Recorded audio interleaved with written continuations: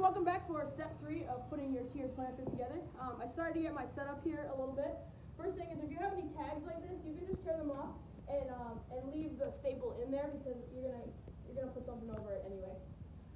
Okay, so I would advise finding something that you can put one of the sides up against so that it's not gonna fall over like that.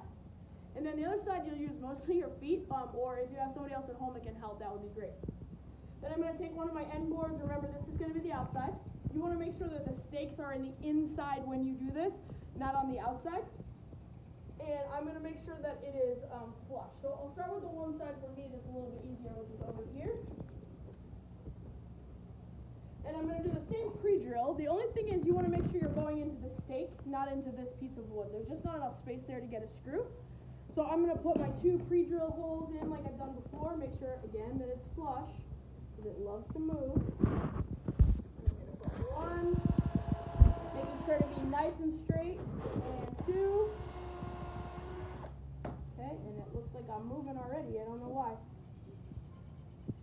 And then I'm going to screw in my 2 pieces.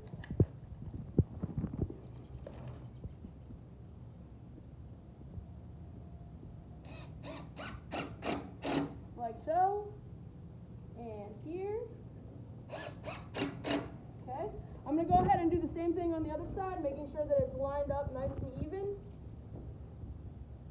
And I'm going to skip that step for you because what I want to show you is putting on the other board. So again, we need to make sure there's a little bit of space. So I'm going to take a screw, I'm going to put it right there and right here. And I'm going to put my board on top so that there's that space there. You can see that the screws are leaving a little bit of space. Now it does want to get stuck in there, so I'm going to do my 2 pre-drill.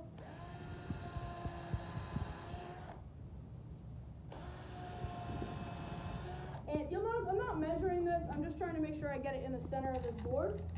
And then I'm only going to put in one of these, and the reason for that is I need to be able to get that screw back out. Remember to goose, right? We're going to do it nice and even when we drill this in, doing little spurts. Good? Then I'm going to try to take this screw out. You'll see you won't be able to, so I'm going to lift it up like this so that I can put my second one in. Goosing. And I think I forgot to talk about something really important, but do you know what happens if you mess up anything in here? No, nothing happens, okay? So you'll either figure out a way to fix it or you won't, and it'll be yours and a little bit off, and that's great. So don't worry about making any mistakes in this. You always can text me also, or give a call if you have any questions, email, whatever. Okay, for this side, you should be able to, once you kind of have that space, so I'm going to do my pre-drill for it. I know I haven't screwed it about it.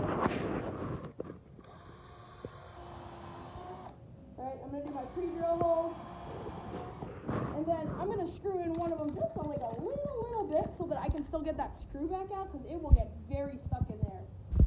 Just a little bit so I know where it's going. Then I'll pull this out and I'll finish putting this piece in. You can see it pulled out again, so we talked about that in the last video. You're going to put it in reverse and pull the screw out.